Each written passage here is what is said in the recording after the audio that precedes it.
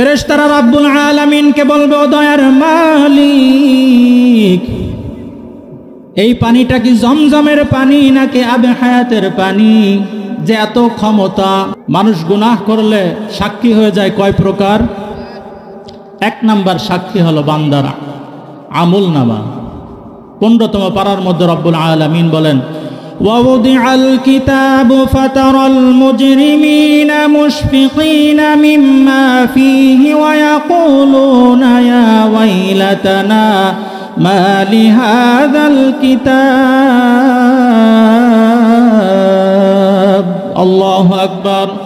রব্বুল আলামিন বলেন, কিয়ামতের ময়দানে বান্দাকে যখন আমল নামা তাকে দেওয়া হবে, এই আমল নামা দেখার পর অপরাধীরা শুধু থরথর করে কাঁপতে থাকবে আর চোখের পানি ছেড়ে দিয়ে বলবে, মালি হাযাল কিতাব, এটা কেমন আমল নামা, একটা ছোট গুনাহ বাদ পড়ে নাই, একটা বড় গুনাহ বাদ পড়ে নাই।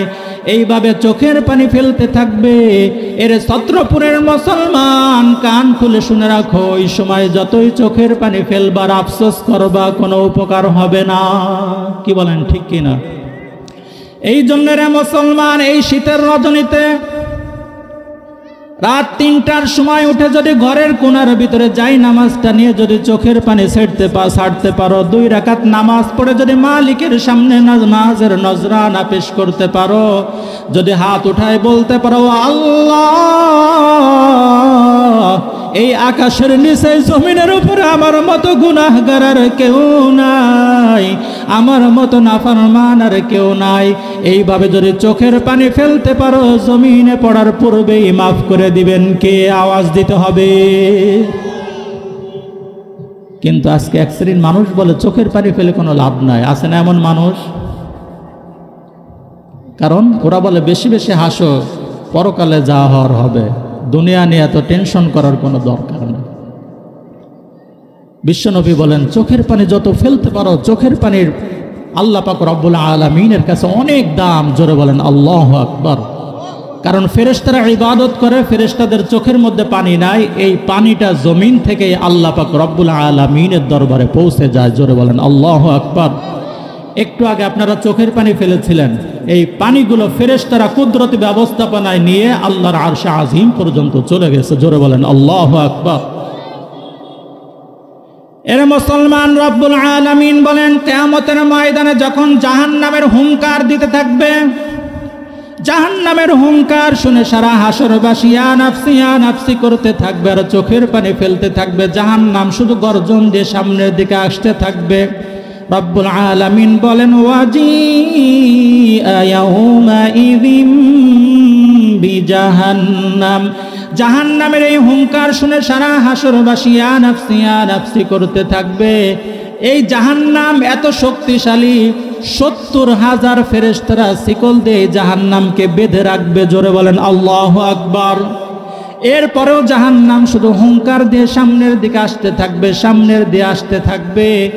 রব্বুল আলামিন ওই সময় এক পেয়ালা পানি ফেরেশতাদেরকে দিয়ে বলবেন, ও ফেরেশতারা যাও, এই এক পেয়ালা পানি নিয়ে জাহান্নামের উপর ছিটাইয়া দাও।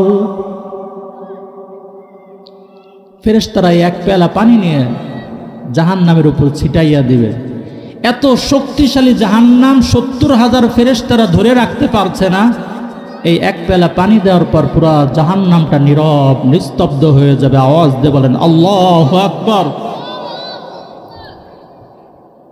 ফেরেশতারা অবাক হয়ে যাবে, এত শক্তিশালী জাহান্নাম যেটাকে ধরে রাখা যায় না, কি একটু পানি দিলাম আর সাথে সাথে পুরো জাহান্নামটা নীরব হয়ে গেল, মনে হয় যে জাহান্নামের কোনো শক্তিই নাই। ফেরেশতারা রব্বুল আলামিনকে বলবে, ও দয়ার মালিক, এই পানিটা কি জমজমের পানি নাকি আবে হায়াতের পানি? যে এত ক্ষমতা।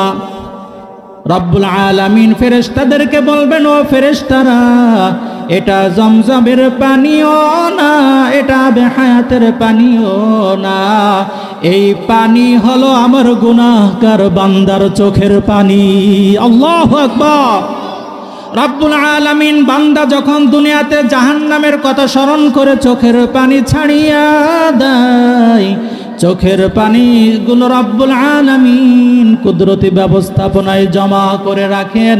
এই গুনাহগার বান্দার চোখের পানিগুলো যখন জাহান্নামের উপর ছিটাইয়া দেন, সাথে সাথেই জাহান্নাম নীরব নিস্তব্ধ হয়ে যায়।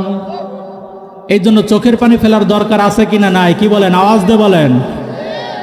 এই জন্য ভাইয়েরা আমার, বিশ্বনবী বলেন, মুনাজাত করার সময় যদি চোখ দিয়ে পানি নাও আসে, তারপরেও কান্নার ভান করে করে যদি মুনাজাত করেন, চোখ দিয়ে পানি পড়লে যেই সব, যেই মর্তবার, যেই সম্মান, ওই সম্মান দান করবেন কে? আওয়াজ দিতে হবে, রব্বুল আলামিন। এই জন্য আমরা বেশি বেশি করে আল্লাহর দরবারে চোখের পানি ফেলার চেষ্টা করব। রাজি আছি তো সবাই ইনশাআল্লাহ? তো 1 নাম্বার সাক্ষী হয়ে যায় বান্দার আমলনামা। 2 নাম্বার সাক্ষী হয়ে যায় আমাদের সাথে যে 2 জন ফেরেশতা আছে, এই ফেরেশতারা। রব্বুল আলামিন কোরআনের মধ্যে বলেন, ওয়া ইন্না আলাইকুম লাহাফিযিন কিরামান কাতিবিন।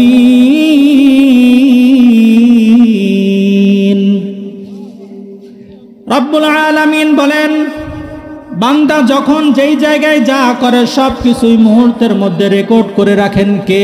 আওয়াজ দিতে হবে, আল্লাহ পাক। এদিকে সবাই এদিকে লক্ষ্য করেন, আল্লাহ পাক রব্বুল আলামিন কত বড় দয়ালু, কত বড় দয়ালু।